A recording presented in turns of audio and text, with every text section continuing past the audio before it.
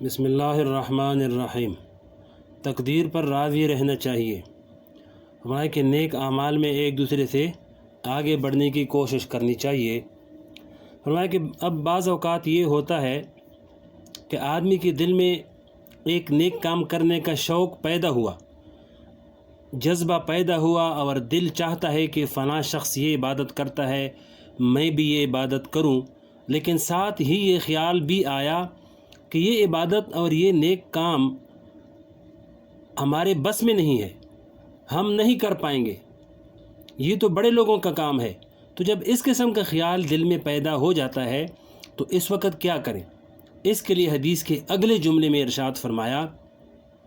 یعنی ایسے وقت میں مایوس اور عاجز ہو کر نہ بیٹھ جائے کہ مجھ سے یہ عبادت نہیں ہو سکتی، بلکہ اللہ جل شانہ سے مدد طلب کرے اور کہے کہ یا اللہ یہ کام میرے بس میں تو ہے نہیں، لیکن آپ کی قدرت میں ہے، آپ ہی مجھے اس نیک کام کی توفیق عطا فرما دیں اور اس کے کرنے کی ہمت عطا فرما دیں۔ مثلا نیک لوگوں کے بارے میں سنا کہ وہ رات کو اٹھ کر تہجد پڑھا کرتے ہیں اور رات کو اللہ جل شانہ کی بارگاہ میں حاضر ہوتے ہیں اور اللہ جل شانہ سے دعائیں مانگتے ہیں۔ تو اب دل میں شوق پیدا ہوا کہ مجھے بھی رات کو اٹھ کر تہجد کی نماز پڑھنی چاہیے، لیکن یہ خیال بھی آیا کہ رات کو اٹھ کر تہجد پڑھنا میرے بس میں نہیں ہے، چلو چھوڑو، اور مایوس ہو کر بیٹھ گیا۔ ایسا نہیں کرنا چاہیے، بلکہ اللہ تعالیٰ سے کہے، اللہ سے دعا کرے کہ یا اللہ میری آنکھ نہیں کھلتی، میری نیند پوری نہیں ہوتی، یا اللہ تہجد پڑھنے کی توفیق عطا فرما دیجیے اور اس کی فضیلت عطا فرما دیجیے۔ کیونکہ جب اللہ تعالیٰ سے دعا کرے گا اور توفیق مانگے گا تو پھر دو حال سے خالی نہیں، یا تو واقعتاً اللہ تعالیٰ اس عمل کی توفیق عطا فرما دیں گے، اور اگر اس عمل کی توفیق حاصل نہ ہوئی تو یقیناً اس نیک عمل کا ثواب انشاءاللہ ضرور حاصل ہو جائے گا۔ اس کی دلیل یہ ہے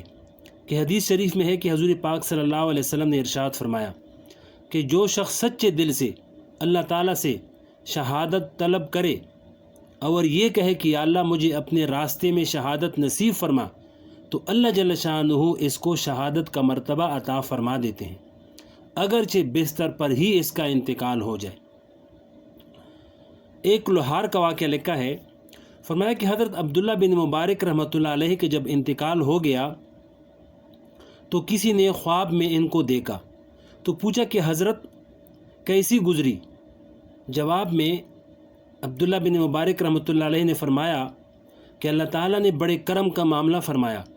اور مغفرت فرما دی اور استحقاق کے بغیر بڑا درجہ عطا فرمایا، لیکن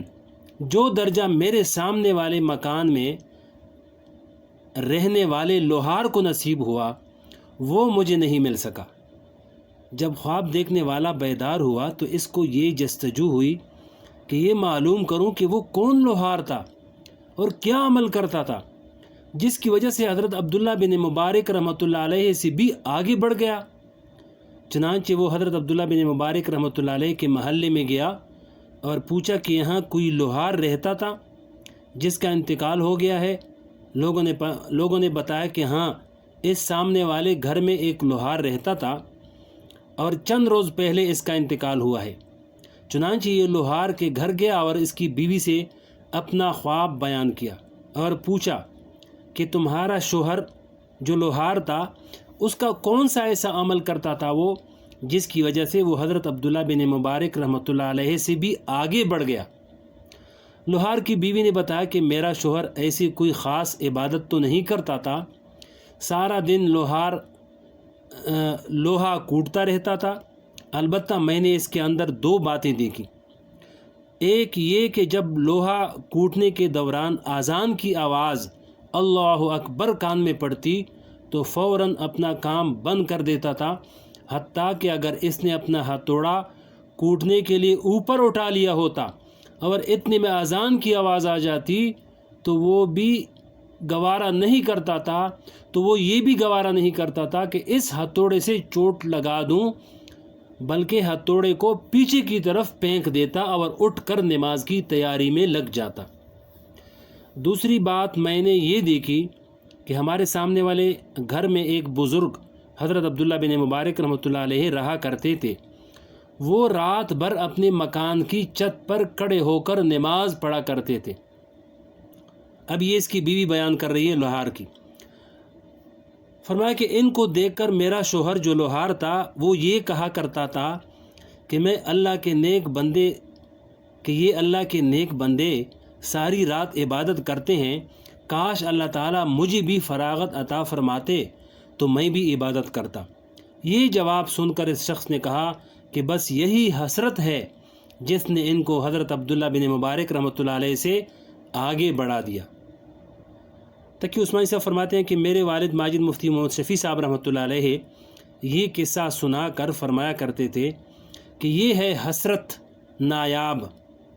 نایاب جو بعض اوقات انسان کو کہاں سے کہاں پہنچا دیتی ہے۔ اس لیے جب کسی کے بارے میں سنو کہ فلاں شخص یہ نیک عمل کرتا ہے تو اس نیک عمل کے بارے میں دل میں حرص اور حسرت پیدا ہونی چاہیے، بلکہ حرص پیدا کرو کہ کاش ہمیں بھی اس نیک کام کے کرنے کی توفیق مل جائے۔ حدیث شریف میں آتا ہے کہ بعض صحابہ کرام رضی اللہ اجمعین حضور پاک علیہ السلام کی خدمت میں آئے اور عرض کیا کہ یا رسول اللہ، ہمیں یہ فکر ہے کہ ہمارے بہت سے ساتھی دولت مند اور مالدار ہیں، ان پر ہمیں رشک آتا ہے اس لیے کہ جو جسمانی عبادات ہم کرتے ہیں وہ بھی کرتے ہیں، لیکن جسمانی عبادات کے علاوہ وہ مالی عبادات بھی کرتے ہیں، مثلا صدقہ خیرات کرتے ہیں، جس کے نتیجے میں ان کے گناہ بھی معاف ہوتے ہیں اور ان کے درجات بھی بلند ہوتے ہیں، لہذا آخرت کے درجات میں وہ ہم سے آگے بڑھ رہے ہیں، اور ہم جتنی بھی کوشش کر لیں لیکن غریب ہونے کی وجہ سے ان سے آگے نہیں بڑھ سکتے، اس لیے کہ ہم صدقہ خیرات نہیں کر سکتے۔ دیکھیے ہماری اور ان کی سوچ میں کتنا فرق ہے۔ ہم جب اپنے سے بڑے مالدار کے بارے میں سوچتے ہیں تو اس کے صدقہ خیرات کرنے پر ہمیں رشک نہیں آتا، بلکہ اس بات پر رشک آتا ہے کہ اس کے پاس دولت زیادہ ہے اس لیے بہت مزے سے زندگی گزار رہا ہے، کاش کہ ہمیں بھی دولت مل جائے یا ہمیں بھی دولت نصیب ہوتی تو ہم بھی عیش و آرام سے زندگی گزاریں۔ یہ ہے سوچ کا فرق۔ بہرحال ان صحابہ کرام کے سوال کے جواب میں حضور اقدس صلی اللہ علیہ وسلم نے ارشاد فرمایا کہ میں تمہیں ایک ایسا عمل بتاتا ہوں کہ اگر تم اس عمل کو پابندی سے کر لو گے تو صدقہ خیرات کرنے والوں سے تمہارا ثواب بڑھ جائے گا،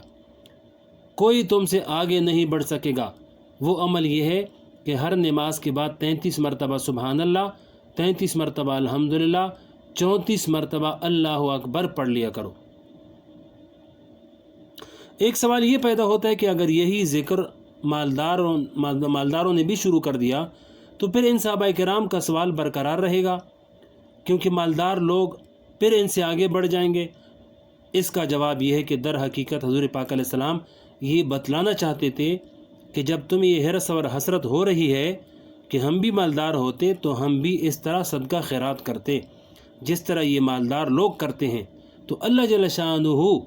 اس حرص کی برکت سے تم کو صدقہ خیرات کا اجر و ثواب بھی عطا فرمائیں گے۔ بہرحال کسی نیک کام کے کرنے کی حرص اور ارادہ اور اس کے نہ کر سکنے کی حسرت بھی بڑی نعمت ہے۔ اس لیے جب کسی شخص کے بارے میں سنو کہ فلاں شخص یہ نیک عمل کرتا ہے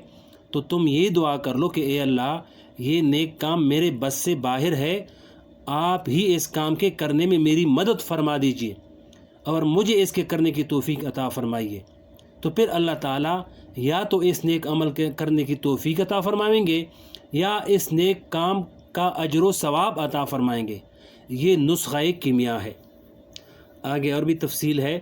اگلے ویڈیو میں انشاءاللہ سنائیں گے۔